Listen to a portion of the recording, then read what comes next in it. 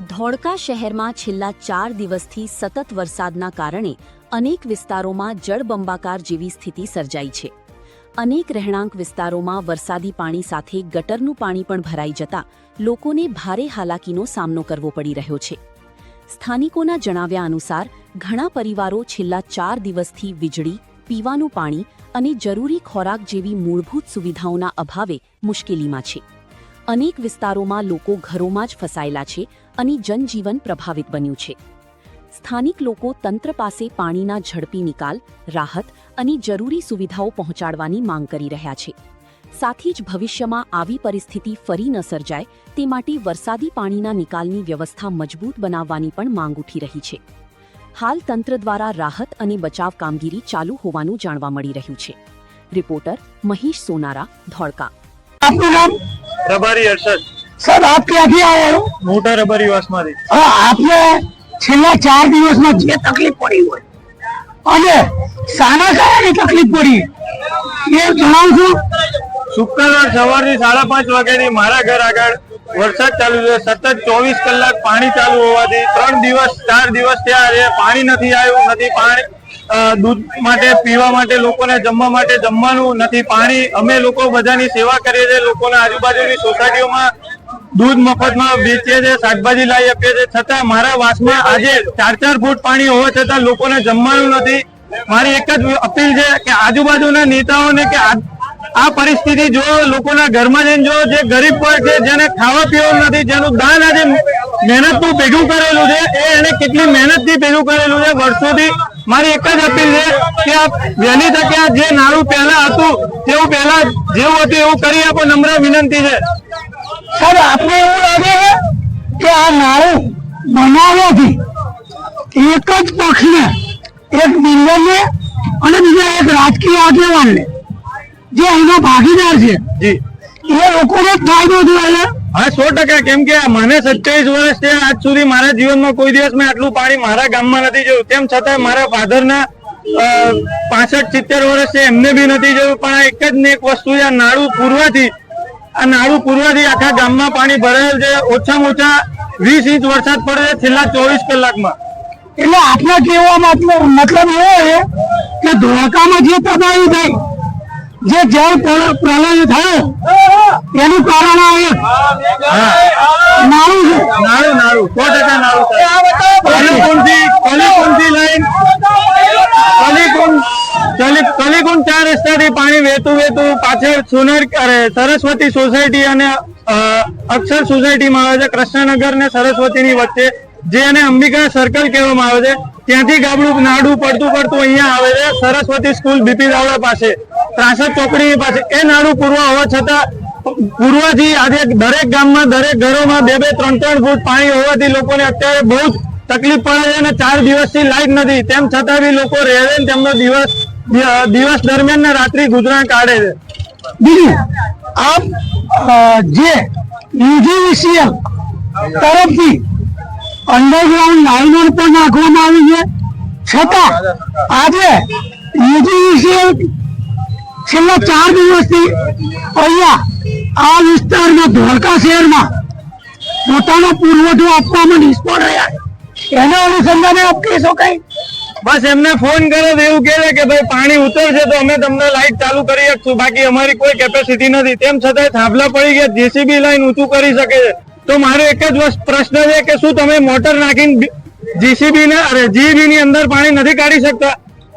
હા, જીબી જે લાઇટ નો power bond છે, છેલ્લા 4 દિવસથી ધોળકા શહેરમાં અંધારપટ છે, જેના કારણે લોકોને કેવું નુકસાન થયું. લોકોના ફોન ચાર્જિંગ નથી, લોકોને હોસ્પિટલમાંથી જે દાખલ થયેલા દર્દી હતા તે લોકોને ડિસ્ચાર્જ કરી દેવામાં આવ્યા. એટલે ક્યાંક ને ક્યાંક આ ધોળકાની પ્રજાને જે તકલીફો પડી છે એના વિશે તમે શું કહી શકો? 100% બહુ તકલીફ પડી છે. તેમ છતાં કાલે હું પોતે અહીંયાનો નાગરિક છું, પણ એક ભાઈને બે પગે પાટા બાંધે હોવા છતાં કેરી ગાડીમાં અમે અહીંયાથી 4 કિલોમીટર દૂર સુધી મૂકવા કે હોસ્પિટલમાંથી ડિસ્ચાર્જ કરી દેવામાં આવેલા હતા. એમના વાઈફ અને એમને બે એકલા જ હતા, તો બી અમે કેરી ગાડીમાં મૂકીને એમને છેક 3 કિલોમીટર સુધી દૂર મૂકવા ગયેલા હતા. ઓકે, હતું એ પૂર્વના કારણે આખું ધોળકા કલીકુંડ મારીને આ બાજુ મધ્ય સોસાયટીઓ છે ત્યાં ઉલેન સર્કલ સુધી જે પાણી ભરાય એના અનુસંધાને તમે આજ પહેલા નગરપાલિકાને કે પ્રાંત અધિકારીને આ બાબતે કોઈ લેખિત રજૂઆત કે મૌખિક કરી છે અને એના અનુસંધાને આપને કોઈ તંત્ર તરફથી જવાબ મળે તો આપ બે શબ્દ કહેશો?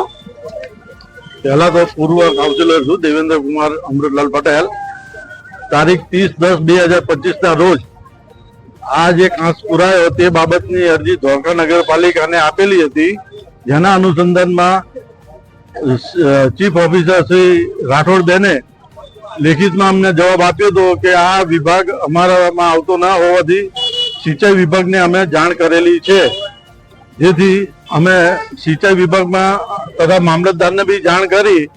મામલતદારે ગઈ તારીખ 21મી ની મુદત હતી, જેમાં સીઓ સાહેબ અને બિલ્ડર કોઈ હાજર રહ્યા નહોતા. સીઓ હાજર રહ્યા હતા, બિલ્ડર કોઈ હાજર રહ્યા નહોતા અને આવતી 21મી અમારી મુદત છે ફેરથી.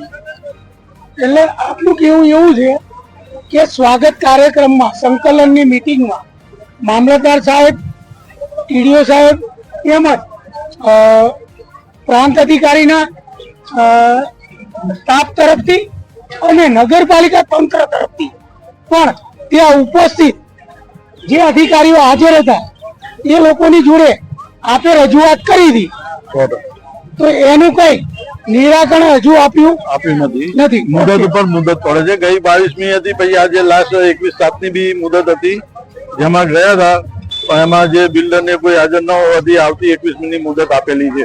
એટલે ક્યાંક ને ક્યાંક કાગળ પર આ એક તમને આશ્વાસન આપેલ હોય એવું લાગી આવ્યું છે.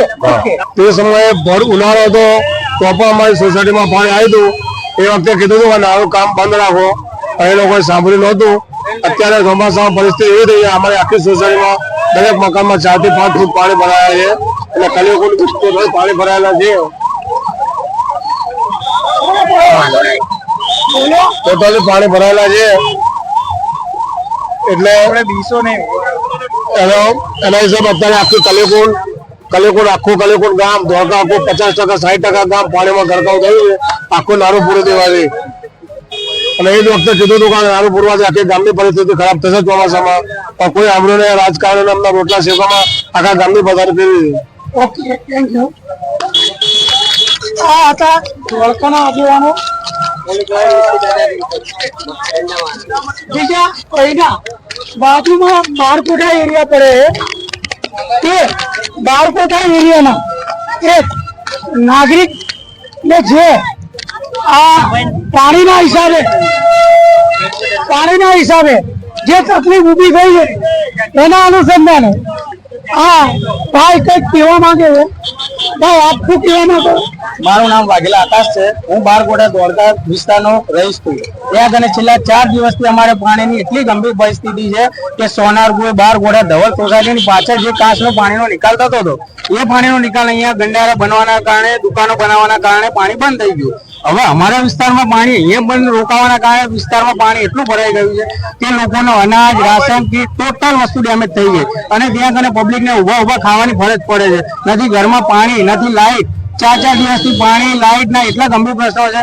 લોકોનું બધું અનાજ બગડી ગયું છે અને અમારા ઘરની અંદર 5 ફૂટ પાણી છે. ગાડી, બાઈકો, મકાનો, ફર્નિચર બધું વસ્તુ ખરાબ થઈ ગયું છે. આના કારણે જે પાણીનો નિકાલ બંધ થઈ ગયો, અમારે તો એમ જ કેવું છે કે પાણીનો નિકાલ યોગ્ય રીતે થવો જોઈએ, જેથી કરીને ભવિષ્યમાં અમને કોઈ બીજી આવી ગંભીર પરિસ્થિતિનો સામનો ના કરવો પડે. ઓકે, આ હતા ધોળકા શહેરના જે લોકોને છેલ્લા 4 દિવસમાં તકલીફ થઈ છે અને પાણીના કારણે જે પરિસ્થિતિ ઊભી થઈ છે તેના અનુસંધાને એમને પોતાની વ્યથા જણાવી અને માંગણી એવી છે કે અમને ધોળકા શહેરમાં આ જે પાણીનું તે ખરી હતું એ જ પોઝિશનમાં તૈયાર કરી આપવામાં આવે અને જેના કારણે રાબેતા મુજબ જનજીવન જેવું પહેલા લોકો જીવતા હતા તેવું જીવી શકે. Gujarat crime news, Dholka, Mahesh Sonara.